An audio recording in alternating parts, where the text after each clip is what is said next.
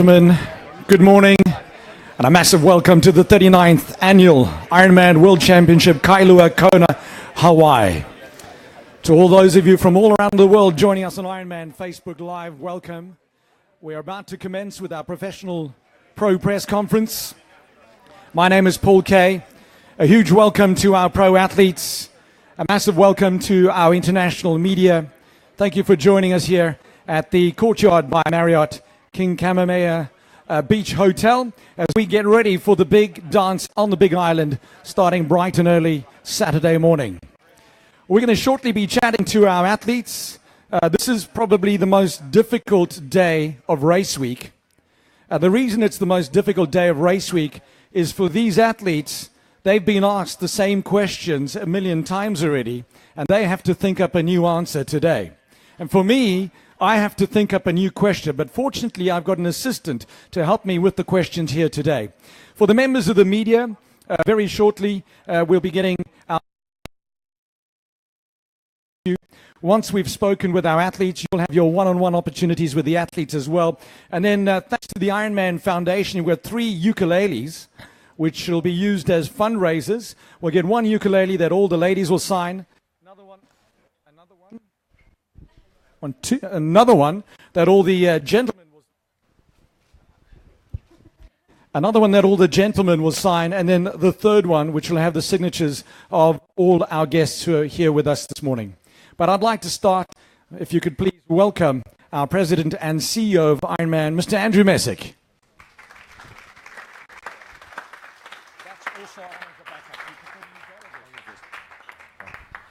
Welcome everybody, and we're delighted to have everyone here this week for the 2017 Ironman World Championship. I'd like to have a special welcome for all the athletes who've taken time out of their preparation to be here for the media, all of you today.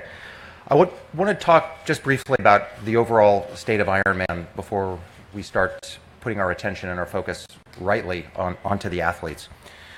The state of Ironman today is pretty good, it's strong. We continue to see enormous demand and enormous focus and inspiration for this race, our World Championship. But all around the world, we continue to see increasing number of athletes participate in Ironman. We continue to add races. We added 4 new full-distance Ironman races in 2017, in Hamburg, in Italy, in Korea, and we'll have one later this year in Mar del Plata, Argentina.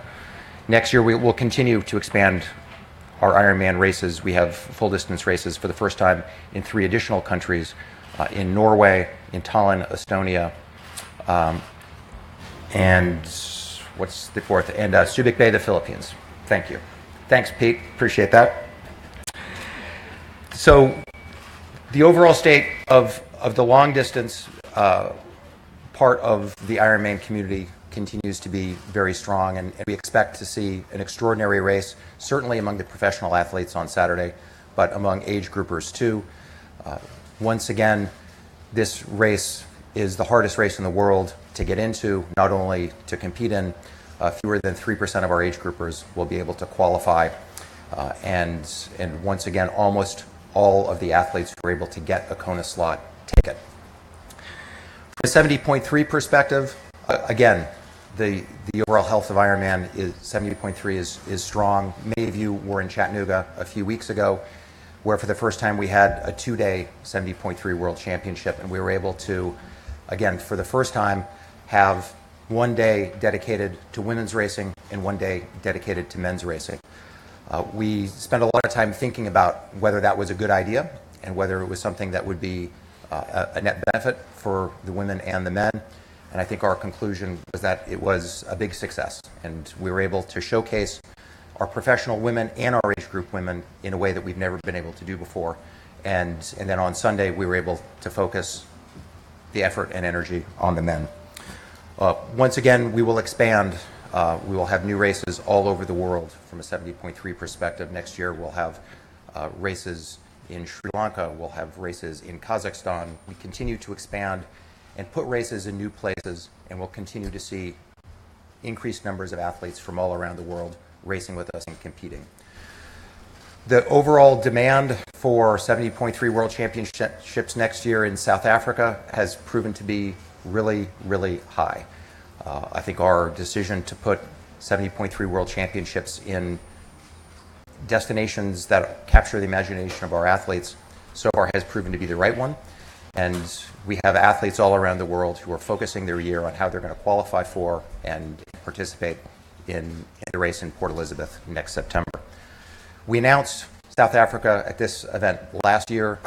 In the last 6 months, we announced the 2019 destination for 70.3 Worlds 2. It will stay in the European zone and will take place in Nice, France. We have a long history with Nice, and Nice, of course, has been an extraordinary historical center for European racing all the way back to the 80s with the Nice International Triathlon. So being able to go back to Nice in 2019 for 70.3 Worlds is going to be, I think, great for everyone. Last week we announced a new media partnership for this race. For the first time, we will be broadcasting this race live on U.S. television. We have 90 minutes of live coverage on NBC Sportsnet for the start. We have 90 minutes of live coverage for the finish, and we'll have live look-ins for across the day on the main terrestrial channel, NBC. We expect that we are going to more than double the audience of people who are going to be watching the race in real time in 2017, and that once again will help to showcase the extraordinary athletes who are to my left and right. We will also, from an international perspective, be broadcasting the entire race on Red Bull TV. Again, something that we've never done before, on all of Red Bull TV's platforms. So the partnership with NBC Sports, the partnership with Red Bull, will provide a much more robust global platform for us to be able to showcase the extraordinary athletes, age group and professional, who are going to be racing with us over the course of this weekend. Lastly, I just want to talk briefly about our partnership with the ITU and USA Triathlon. We continue to work productively to harmonize rules with the ITU, to focus on anti-doping efforts, and to really look to, from a consolidated perspective, think about how do we continue to grow the sport of triathlon. We've had numerous meetings between our leadership team and Marisol and Antonio and the team in Madrid, and we feel that we are on a path and a platform to continue to aggressively and responsibly grow the sport of triathlon. So it's been a good year. We look forward to seeing the race on Saturday. May the best man and the best woman win at both the professional level and the age group level.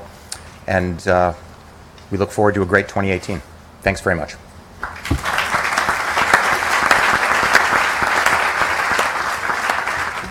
Thank you very much, Andrew. Andrew will be available if you have any questions for him at the end of the press conference. Ladies and gentlemen, we're going to move into chatting to our professional athletes now. We will start with the ladies and then move to the gentlemen. You'll notice that with the gents, we have those of you in the media that got the invite. You'll see there's somebody missing. Great Britain's Tim Don is not with us. We wish him a speedy recovery after being hit by a car whilst training yesterday, and we really hope he's going to be fine. Typically, Tim Don, with his wonderful sense of humor, had a very, very humorous and courageous post on social media yesterday about it. Check it out if you want to find out how well he's doing. We're going to chat to our pro ladies now. Huge welcome from the United States, Jocelyn McCauley. Right next to her, representing Great Britain, we have Rachel Joyce. Also sitting next to her, Kaisa Sali, representing Finland. Then representing Australia, Sarah Crowley. Next to Sarah Crowley, for the USA, Heather Jackson. And our defending Ironman women's champion representing Switzerland, we have Daniela Rief. But I think we're going to have to half my paycheck because I don't have to do all the work here today. I've got a fantastic young man, 12 years old, soon to be turning 13. He's here as a guest of the Ironman Foundation. He's part of the Make-A-Wish Foundation. He's our wish kid.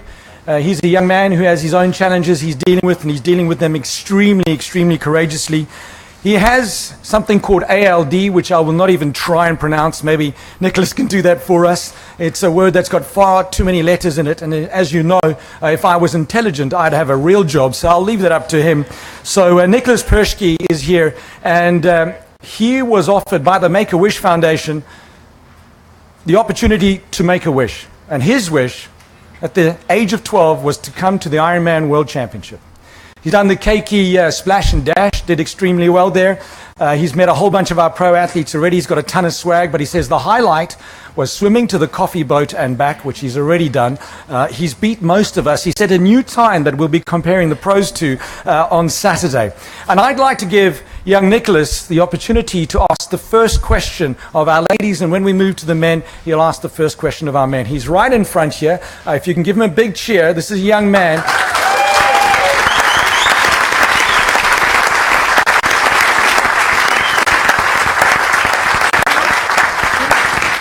This is a young man whose disease attacks the brain. He's had a bone marrow transplant not so long ago, which I'm told was very successful. If you look at him here, you know, often with challenged people facing challenges, you can't see their challenge. And if you look at this young man, you reckon, well, in 6 years' time, he'll be winning his age group here in Kona. So, Nicholas, make me look good. You're up first, buddy. So, my name is Nicholas, and I'm from Make-A-Wish. What got you started doing triathlons?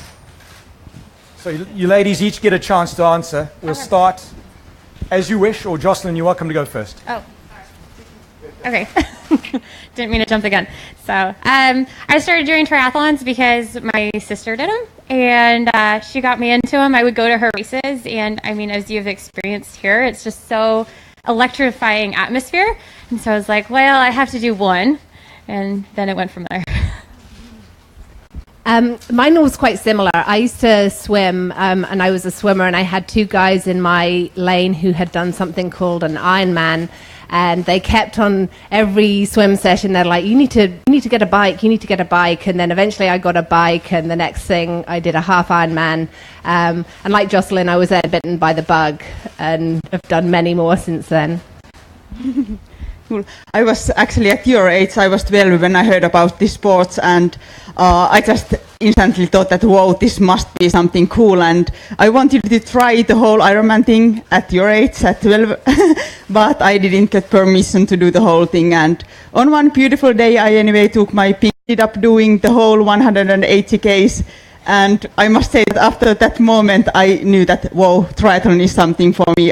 I was always really active when I was young, and I quite enjoyed it. He had this cool thing that was like a Formula One, like endurance triathlon quick racing. Playing soccer and ice hockey, so nothing similar. And I played those through college, and I was just at home on a Sunday. So it was due to my parents, and similarly, I was just hooked. And doing athletics, and then my stepdad did try. There I met a coach, and he brought me to a team, and I joined this so much. How cool the people are there, and I just like to go there every weekend, and I trained with them, and that's how I fall in love with the sport, also because of the people, because it's just a great community, and to share something when you're young, it's nice to share a hobby and a passion, and I found that there.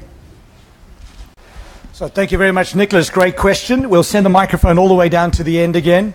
He's got another question for you guys. It's not the same one, so if you're busy preparing the answer to that, wipe it out. You've got a different question later on. Yeah, we're going to keep it interesting here.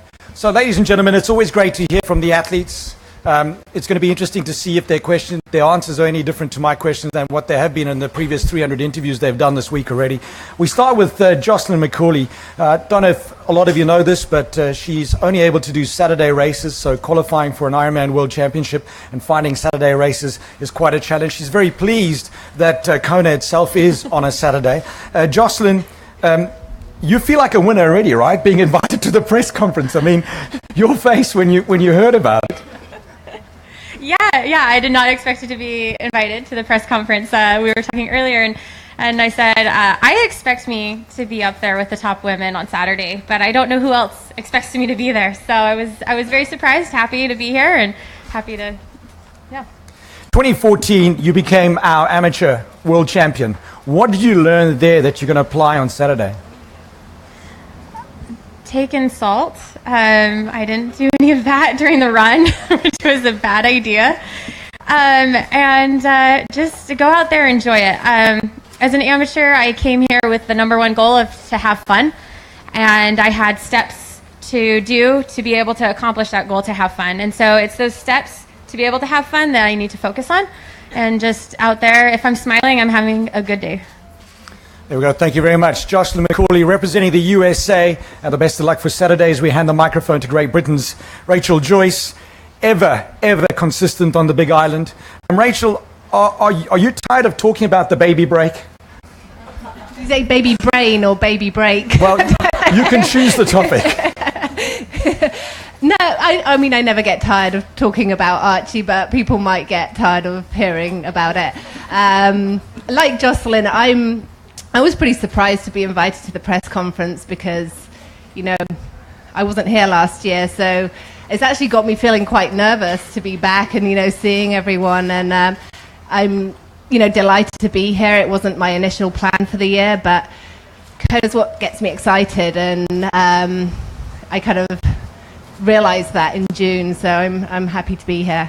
Previously, you've been able to, because of your podium positions and the big points gained, you've been able to kind of like focus on Kona, but in the build-up now, post-Archie, you had to race quite extensively, very successfully as well.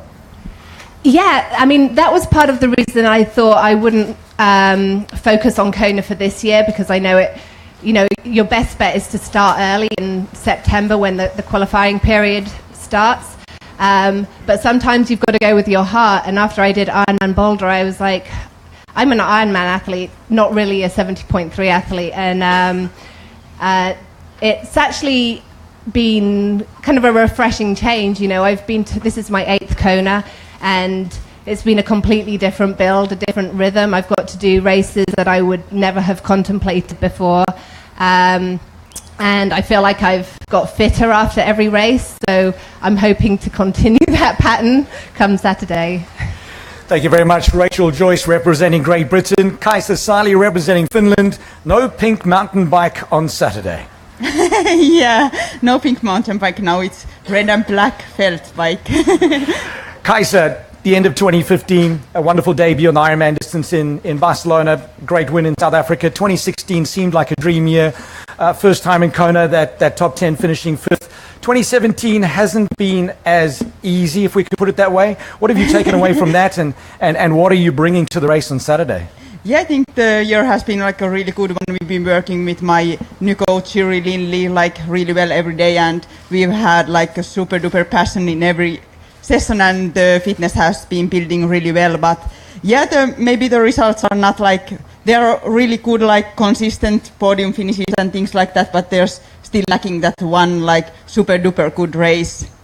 But yeah, anyway, my tactic for Saturday will be to just to do my best. Like, I think one reason for not being able to do that super duper race might be that I've had a little bit too much even expectations for my performance. So now I'll just do my best and have fun and enjoy the experience. And I will remember that 12-year-old little girl who was always dreaming about coming here and had that sisu and all the power in her, and I'll use that on Saturday. There we go. Thank you very much, Kaisa Sali representing Finland. Sisu, the Finnish word for perseverance, endurance and power, I think, and determination.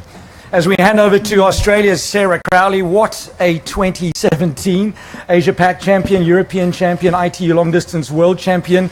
Huge amount of success. Some might say maybe too much racing. What do you say? Well, in actual fact, it's probably a little bit less racing. I've just had bigger results. So it probably looks a little bit more like I've had a lot of racing. I actually took a little check on a few of the previous years that I've had, and I'd raced up to 20 times a year, and I think this year it's only around 10. So although they've been fantastic results, and I guess when you reflect they are pretty massive, we're still progressing, and this is probably only maybe 11th for the year. So now, if I'm not mistaken, working as a high-powered job, an accountant in a big firm until 2016. 2016 saw change, moving away from the job, but also changing coach, and suddenly these results that you speak of, would you put it to that? Yeah, it actually took a little bit of time to sort of develop the strength necessary. I hadn't had a huge background in long course racing, and I'd started to perform quite well at the end of 15. Prior to that, I'd raced short course maybe in 08, 09, and I'd just gone back to the office. So when I saw some progression, I wasn't... I didn't have the background in the long course racing, so then I sought out Brett and Cameron Watt at TriSato, my coaches. And it took a little bit of time because I'd obviously been sitting around a desk and working massive hours for the week. So, my first experience in Kona last year was a real first chance to have a look at this event, but I certainly wasn't where I am now. We've progressed a lot. What is the one thing you take away from last year's event that you're changing or applying this year? Yeah, I mean, I had never been to the island, and I have raced in similar locations around the world, but this has its own unique conditions. And I think it just really brought home to me how important it is to focus on your own race, and things can change quite quickly. And just to pace your day for you. Thank you very much, Sarah Crowley, representing Australia. We hand the microphone over to now USA's Heather Jackson, third place last year here at Kona, the first US woman in a decade to be on the podium. Was that like winning? Yeah, I mean, for me to come behind such incredible athletes as Danny and Rinny, for me it was basically a win. So it was a total dream come true for me last year. Did it change anything for you? It's been crazy, I think. I can't imagine what, say, Danny goes through at races, because now I've been getting a little bit more, media attention. And for me, it's just like, wow, you you want to talk to me, like all these more than, say, last year or the year prior. So, yeah, definitely that coming in this year has been different for me. So do you find that, typically after a breakthrough like that on the world's biggest stage, and then all that extra attention you're getting, and obviously being US-based, there's a huge amount of attention, is that a distraction? Is it maybe sort of, and does it make you more nervous maybe? I've definitely been going through some highs and lows when it seems like there's a lot. I just try to turn it off. My husband, Wadi's incredible at just kind of saying, no, we can't do that anymore. Just really trying to, the last few days, keep it relaxed and just hide out in the condo. And so it hasn't been too bad, but I have to thank him for helping me with that for sure. Thank you very much, Heather Jackson, USA. No hiding on Saturday. As we hand the microphone over to our two-time women's defending champion, and also in Chattanooga this year became our three-time Ironman 70.3 world champion, representing Switzerland, Daniela Rief. Danny, the year started off challenging for you, I know, and you don't need to destroy your neck looking at me. It's all good. I know that the year was challenging. We saw a tough race for you in Dubai, not feeling great. South Africa again, having to come from behind for the win, not the way you used to winning the race. But it seemed that in Chattanooga, when you came down the finish line, as a matter of fact, it looked like on the first part of the bike course on that climb, when you realized the real Daniela Rief is back. Yeah, it was definitely a very, very challenging year, but coming back like this in Chattanooga felt just really amazing. It was this year for me a big goal, because after last year not being able to perform how I wanted at the 70.3 Worlds, I really set this as my as a target and as a goal for the year. And to come back like this with the fast 70.3 girls is was a challenge, and I was very happy with my race. Yeah. Was it like the exclamation mark behind all the work you've been doing in Chattanooga? And did it maybe take off some of the pressure you'd had building up to that now the build-up to Kona can be almost pressure-free other than the big load of training? Well, it definitely helped, just to know that I'm the right way. It showed me that my training is, back to, or is really like, how do you call it? The body is catching the training again. It's knowing again what to do, and that was definitely for me a confidence boost. But then Kona is totally different. It's warm and humid, and you just kind of push all day. And so I knew I still had to do lots of work, and that's why we went to Maui. I had a good camp there for 4 weeks, and we could really make the best out of that time. And I think I feel ready now for that race, and I'm really excited to be here, and I'm looking forward to Saturday, making it 3 from 3. Final question for you. If we look at the lineup, obviously Kona, the great thing about it, over and above the conditions, it's the best athletes, and that's the stage that everybody wants to play on. But you're good at all three disciplines, but there are a couple of ladies in the swim who are going to make it a very, very hot start. Lucy, Charles, Lauren, Brandon, Annabelle Luxford, to name but a few, Celine Shearer. Does this change your strategy at all, even though we know you're strong in the water as well? I think it's a good challenge. I mean, the sport is definitely changing. The swim is going to be fast this year, maybe the fastest ever swim we've seen. And for me, it doesn't matter if I come out first or wherever I come out. I just have to, make a good job over the whole day. And I think it could be a kind of a good thing to do as well, to chase a little bit. I kind of like chasing too. And if I have to, I'm kind of prepared that I have to chase. And then we'll see what happens. There's a lot of new girls, and also, it's going to be a very interesting day, like how the Kona rookies will perform, and I'm sure they will not hold back, and it will make it interesting. Interesting it will be indeed. Thank you very much, Daniela Reif, our defending Ironman Women's Champion. A round of applause, please, for our ladies. Thank you, Daniela. We move the attention now to our gentlemen. Lionel Sanders, Canada. The Hoffman, USA. Patrick Langer, Germany. Sebastian Kienle, Germany. Jan Frodeno, Germany. Will we be saying Germany again on Saturday? Well, we're not far away from finding out. But with the best question of the day, we hand the microphone once again to Nicholas. So on race day, if you had one luxurious item to help you, what would it be? So in essence, the question originally was, imagine if you all had to use the same kit, except for one item that you could choose. What would that be? I'd say about 3/4 of the way through the marathon, I'd have like a Mr. Noodle soup. With no time. Everyone stops, we all have a Mr. Noodle soup, and then we keep going. Yeah, I'm going to take it one step further, get to the finish line, so that I don't have to stress about finishing anything else. I'd like to have a hammock at the finish line, something I can lay out in. That's a good call. I would go for my special pocket in my suit, so that I can carry a lot of special nutrition with me and stay hydrated and well prepared. Have you seen my foldable solar-powered Segway? Fits in my jersey pocket. It's pretty fast out of the energy lab. I'm gonna have to go with Lionel here, since he's already ordered the soup. I'll throw a round of beers for everybody. So nice cold beer, 3/4, just coming back on the Queen K as it gets hottest. A little tent to go with it though. Oh, there we go. So it's not going to be a beer mile, it'll be a beer 10K if Jan Frodeno gets his ways. We send the microphone back to Lionel. Thank you, gentlemen. Nicholas, thank you for your question. Now you need to prepare your answers, because you're on the other side of the microphone at the expo when we do our second press conference. We start with Lionel again, representing Canada. So many Ironman 70.3 wins this year already. A huge amount of success for you. Interesting training methods that have kind of made you famous. It's all happening indoors. And I was watching a video of you where you were really uptight about the stop streets and the red light when you're going to train outdoors.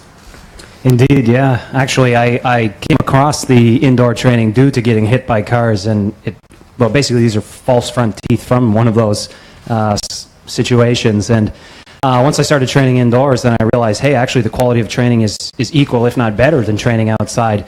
And then, over time I started to dream of, I wonder if I could swim indoors in my training room as well. And this year, finally, I saved up enough money to get my endless pool. And then I also, this year as well, created I call it the Energy Lab. It's like a 80 square foot little thing, just big enough for a treadmill and a sauna, and insulated the interior walls. And literally in like 5 minutes of running, it can be 100 degrees Fahrenheit, and literally the walls will sweat. So that's, I'll put that to use over the next 5 to 6 years quite a bit, I think. That kind of solo training, I mean, yes, it's great for the body, but does it also make the mind a lot tougher? Because it can be extremely boring, I would imagine. Well, when you swim like me, unfortunately, you feel like you're in your own race. Oftentimes, I come out by myself and just ride alone, and maybe if I'm lucky, I'll see someone on the run. And so, yeah, absolutely, I do. And I don't try not to distract myself. I only use things that make me feel more inside of my body. So I'll listen to music. I've been using Zwift, like a indoor cycling software, and it just makes me feel like I'm actually outside riding. And most definitely it's an asset for sure, because if it does happen that I have a poor swim and I am riding solo, yeah, it's no business as usual, no problems. So Last year wasn't exactly the result I'm sure you would have wished for, not even close probably. Does that fuel you even more because you come here from Penticton, long distance world champion? What do you bring with to the race because of that? last year was a very humbling experience for me. At 70.3 Worlds a month prior, I had the fastest run split, and then I came here and started walking about 13 miles into the run. And I mean, I think that's a testament to just how brutal this race can be. And so, I mean, I just didn't respect the race. I didn't give it the respect it deserves. I didn't come in properly prepared, and my swim was just, for lack of a better term, pathetically poor. And so I vowed to improve my swim, and I certainly have done that. And really, I just came here to do the swim, so I don't even think I'm going to rack my bike. I'll just do the swim, and that'll be the end of the race for me. But yeah, I mean, I came here to redeem myself for last year and show that I will never disrespect this race ever again. A swim and a pottle of noodles for Lionel Saunders from Canada. Thank you so much. We hand over to representing the USA, Ben Hoffman, the Hoff. Ben, fourth last year, but you've had a second. You've been quite quiet after the win, the Ironman African Championship in South Africa, which you've done twice now. You've kind of been flying under the radar. Was that a tactic? Well, you know, it was actually the last couple of years. I did the African Championship early in the year so that I could have the summer to take it a little bit easier. This year, the focus kind of shifted to my wife, Kelsey. We got married in May, and we hit the road and had a little road trip and took it easy so that I could build up that energy to push hard in the second half. And, you know, it's worked out well. It worked out well last year, and I decided to go with the same game plan this year, and I feel like I'm in a good spot, so I'm happy with my choice. You're currently sitting in the position you finished last year, and these gentlemen next to you, have you looked back and watched that race, seen what they've done, looked at the conditions, looked at your own race and decided what you want to change? I absolutely have, and you know, like you mentioned earlier, we've all been doing interviews all week, and I've mentioned many times in some of these prior interviews that Patrick showed us, you know, that the game is changing, and these guys all ran away from me. Well, Patrick passed me in mile 22, but the other guys ran away from me quickly, and you know, I took a hard look at things and realized that if I wanted to win this race, I needed to up my game when it came to the marathon. I've run around 250 or 251 here a couple of times when I've had my best races, but that's not going to cut it. And in Africa this year, I ran 242. I took a step forward there. I enlisted the new coach, Ryan Bolton, who's known for his running pedigree. And, you know, I feel really good. I feel like my marathon is in its best possible place right now, and I'm excited to step off the bike and do battle with these guys. Fighting words from the Ben Hoffman, USA. Ladies and gentlemen, thank you, Ben. We hand across to the gentleman he was referring to. And all of USA goes, USA, USA. We hand across to Schwarzrot-Gold, a little bit of Germany now. Patrick Langer. Patrick, the first thing you did last year when you came down the finish line is you rushed across to Mark Allen and you apologized. Yeah, straight after Mike Riley announced that I broke his record, and it was just the moment we're standing face to face, and I think he's just a legend, and if you break his record, you kind of apologizing for him, and he accepted, so we're good. Very much in the spirit of the sport and the spirit of this island, humility. It's a good thing to see. If I'm not mistaken, 23rd out of T2 and a 237 odd. Let's not count the change. And third down the finish line. A dream? Was it like winning? Yeah, I mean, especially as I didn't expect it to be on the podium. Like we thought, if I can execute a well race or good race, and I end up in top 10, and it was just a brilliant day, and yeah, I think we worked this year even harder to get the result again, and yeah, I think I'm well prepared for that. One or two little injury issues, but you seem to have come good in the final third of the season, a great win in Rügen just before coming here. Do you think you can go fast on that marathon? I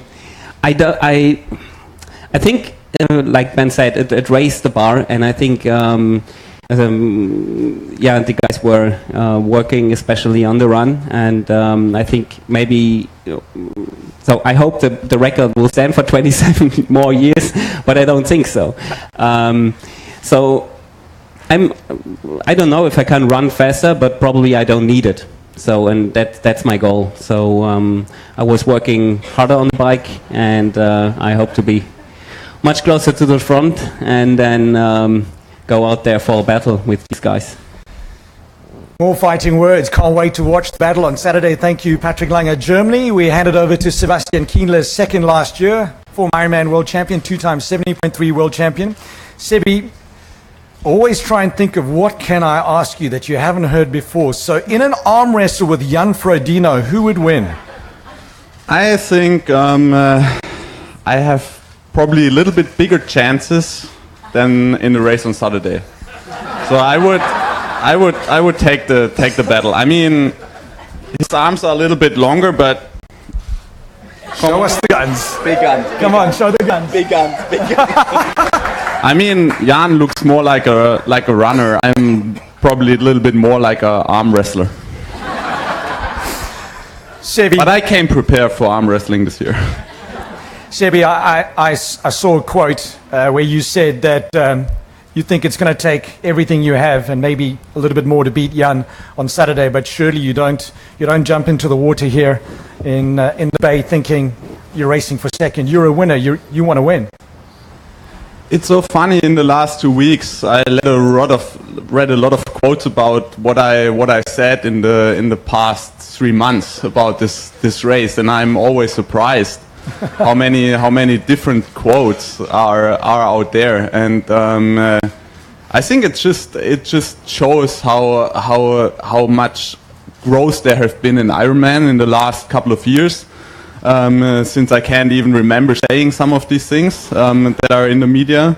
So yeah, I think it just showcases how big the media is nowadays in our sport. But you know, I mean, of course it would take a perfect race from me, but I think I would probably not be able to match Jan's perfect day, and I think he's prepared to bring the perfect day on Saturday. But yeah, that's why I really love the race, and I love the position I'm in. Final question for you. We got a young man here. He's 12 years old. He chose to come to the Ironman World Championship. You fell in love with triathlon at a very young age as well. You fell in love with triathlon thinking about the age of 8. You've been doing tri since what, you're about 12, 13, 14. It's been a very long time in this sport for you. So I also had some sort of a disease. Probably I still have it. It's not a really serious disease. It's called ADHD. It comes in a lot of forms, and sport is definitely a cure for it. That's for sure. And so probably one of the reasons why my parents supported me a lot. And I think what really after I won the race in 2014, what I really experienced as a new goal, it's not only about, you know, getting yourself in the absolutely perfect shape to win a race, but it's the way leading up to this race you really need to enjoy or need to love. And when you do that, then you're pretty tough to beat. So I would just say enjoy the way, and that's the most important thing.